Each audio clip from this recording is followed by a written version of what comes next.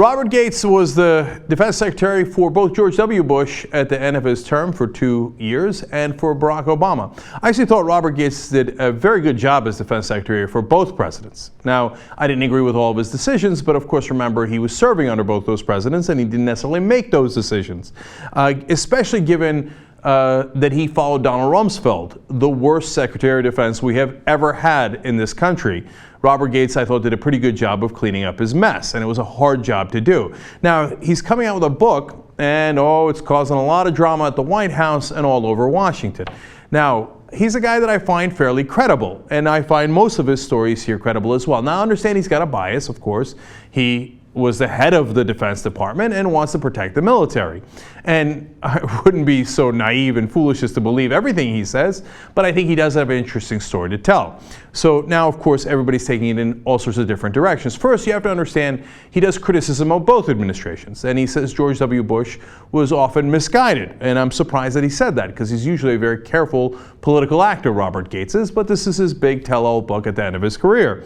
And he said that he thought both Bush's policy in Iraq and Afghanistan were both misguided and squandered victories at the outset. So those are pretty harsh words, but that's not what people are focusing on. Of course, Fox News, Rush Limbaugh, and the rest are focusing on what he said about the Obama administration. Now, first about President Obama. Well, some good words and some bad words. At first, he says he realized that President Obama didn't quite really even believe in his own plan in Afghanistan. He says, quote, "As I sat there, I thought the president doesn't trust his commander, can't stand Karzai, who of course is the leader of Afghanistan, doesn't believe in his own strategy, and doesn't consider the war to be his." Well, that sounds about right. Yep. Okay. So if the right wing is getting all worked up about that, yeah, I think that's a fair point. President Obama seemed to put out those same mixed messages in public as well, like, we're going to send in 30,000 troops and then take them out as soon as we can. And he asked for the generals to give him a set of options, including increasing troop levels and decreasing troop levels. When the generals came in, they didn't even present decreasing troop levels. If I was him, I would have fired people on the spot and asked them if I stuttered. But President Obama, being who he is, was like, okay, all right, yeah, well, I guess those are my only choices. Well, I'll go with the one you want, but secretly do the other thing. Okay, so now that doesn't really help the military, and it doesn't help people trying to leave Afghanistan. It's muddled. So for Gates to criticize that, I understand, right? Now, at the same time, he also said, look, quote, "I never doubted Obama's support for the troops, only his support for their mission." I agree with that as well. In fact, Gates is more supportive of Obama than I am. He said, quote, "I believe Obama was right in each of these decisions." I don't see how that's possible.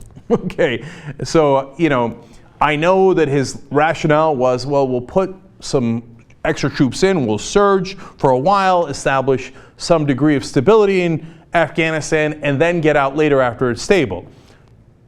That's plausible in that I guess a human being could believe that, but in the time frame to get Afghanistan stable after a millennium of not being stable, and after us being there for over a decade and failing to stabilize it, it stretches the imagination to think that they really thought they were going to stabilize it in a short period of time and then get out. That's why yo-yoing the troops made sense. It didn't make sense, and I don't quite believe that Gates thought it made sense. So whatever criticism he gets there, I think, is somewhat warranted.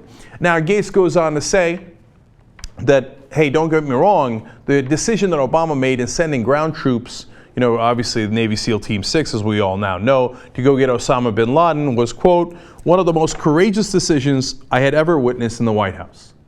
Now, I love that they sent the guys in and they didn't do a missile strike. I love that we confirmed that it was bin Laden, and I thought that project was a great success, obviously, right?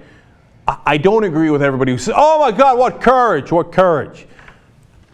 There's some degree of political courage, yes, because if the mission had gone wrong, the Republicans would have torn them to shreds politically. And I understand that, right?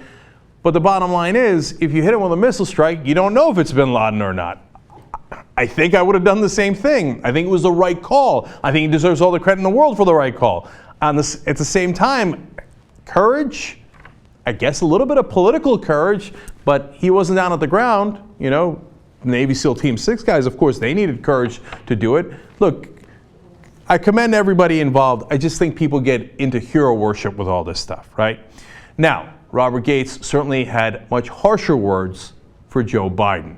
This is the fun part.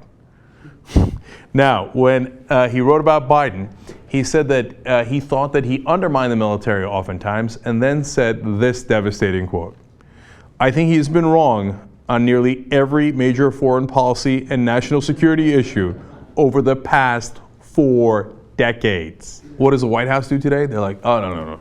We're issuing a statement right now. National Security Council got together and said Joe Biden is, quote, one of the leading statesmen of his time. Okay. Bring it down. We got it. You want to defend the big guy. Okay. So now, on the other hand, what does he think about Hillary Clinton? Well, he actually agreed with a lot of what Hillary Clinton did, Robert Gates did, and thinks that she did a fine job and has a lot of praise for her. But the one part that people aren't focusing as much on, because it's not part of the political fights back and forth, is the part that I actually found to be the most damaging. He said Hillary told the president that her opposition to the surge in Iraq had been political because she was facing him in the Iowa primary. The president conceded vaguely that opposition to the Iraq surge had been political. To hear the two of them making these admissions and in front of me was as surprising as it was dismaying. I'm telling you, man, Robert Gates, he's an interesting character, and he's not necessarily, just because he was Bush's Secretary of Defense doesn't necessarily make him a bad guy, okay? And I'm positive there'd be a million things I'd disagree with him on, right? But I agree with him there. Was it political? Of course it was political. These guys, they're part of the establishment. They love war. When they say, oh, I'm against that surge, in Iraq, I can't believe Bush is doing that. Is it political? Of course it is. That's why when they came in, Obama immediately turned around and tried to stay in Iraq longer. If you don't realize that, go read up on it, okay? He argued and pleaded with the government of Iraq to say that we should extend our stay there. He's doing the same exact thing today in Afghanistan. Now, the establishment loves war, and Obama and Hillary are massively part of the establishment. Look, I guess what Robert Gates is saying there with his surprise is that the Republicans are usually savvy enough to at least not say it in public. Whereas, apparently, Hillary and Obama are saying it right in front of Robert Gates. Like, of course we didn't mean we wanted to end the war. Obviously we wanted to extend the war, just like the Republicans. It's sickening, but it's better that you know. That's what's happening behind closed doors.